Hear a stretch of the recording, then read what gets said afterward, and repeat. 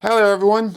Recently, I was in a Facebook group for Nikon Z camera users. I came across multiple posts about face and eye tracking that intrigued me. I'm always confused about how new camera buyers think this is the most important feature of their camera. The person posting the comment wanted to know whether the Nikon Z6 II's face and eye tracking features were worth buying a Nikon camera.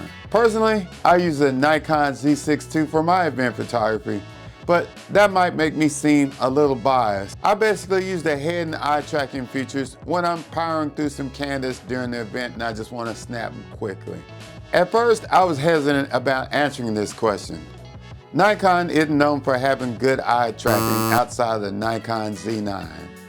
In this video, I will help potential mirrorless camera buyers that are looking for a dependable camera see how the Nikon Z6 II compares to my other mirrorless camera, the Fujifilm X H2s. Being an event photographer, I'm always in low light situations at weddings and graduations and other events.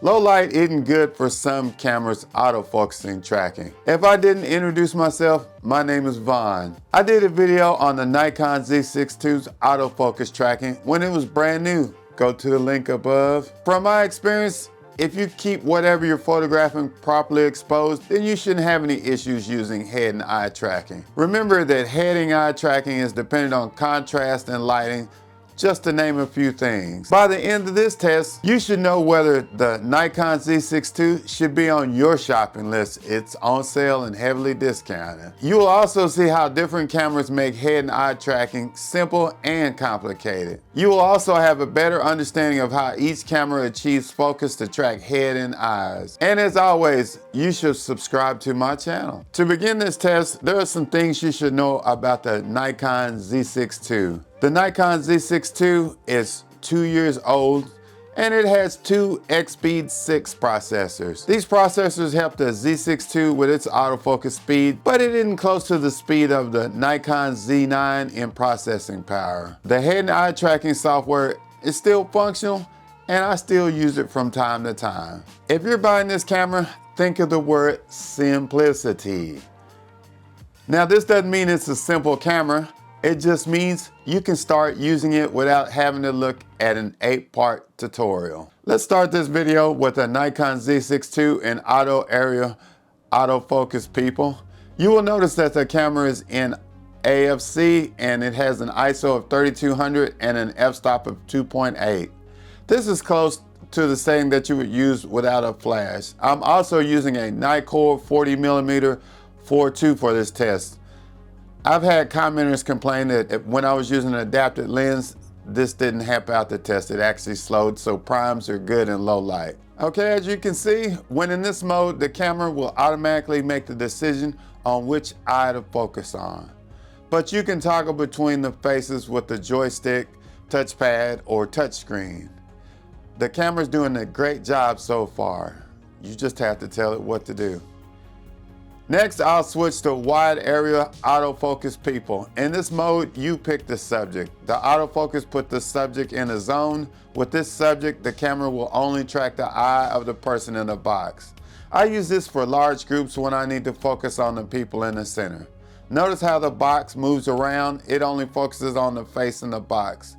One issue I come across on occasion is persons wearing glasses. Sometimes the camera won't catch the eye until the person moves closer to the camera. While you're watching this video, hit that subscribe button and leave a comment on your experience with head-eye tracking for your camera. Let's test the Fujifilm X H2s. Now let's go over a few things you need to know about this camera. The thing that you have to know about the Fujifilm method of autofocus is that there are multiple autofocus modes that can get confusing fast. This camera is about complexity. It's about giving the user options. After all, this is the flagship camera of Fujifilm. In this point of the video, I'm using single point eye detect. You can move the box around to find the area you want to focus. The larger box shows the focus point. I can change the size of the box.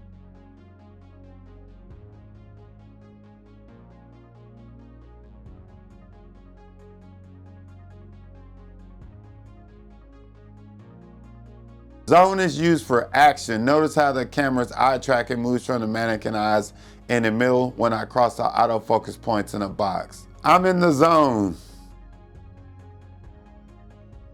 This mode is similar to the Nikon Z6 II wide area autofocus. And now wide tracking. This mode covers the whole frame. It will try to focus on anything that comes in the box.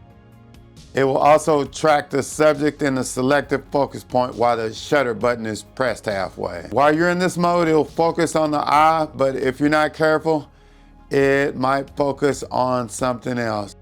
It's also not able to focus on small objects or subjects that are moving rapidly. As you can see, Nikon and Fujifilm use different methods with autofocus to track subjects.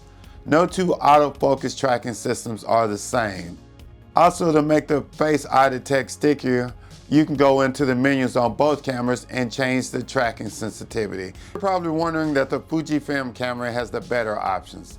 But from what I found in real world test situations is that if you're doing still photography, portraits, or action photography where there's predictability, then the Nikon would be a better choice because you only have to treat 2 settings, not 3, and then have to resize a box. That's the simplicity of this camera. Plus, you can get all this for $1,600.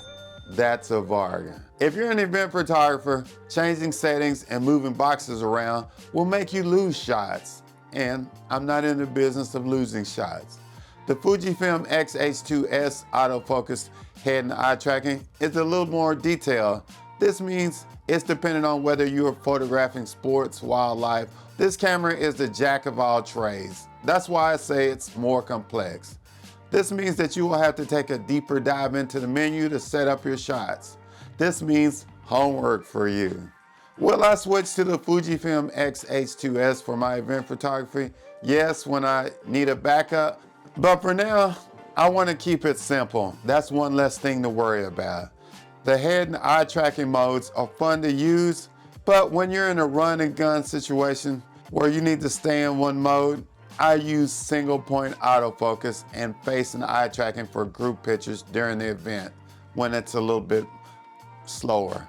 So if you like simple, get a Nikon Z6 II. If you like to play with menus and tweak stuff, get a Fujifilm X H2s. I can do both. Please watch my other videos on Nikon and Fujifilm cameras.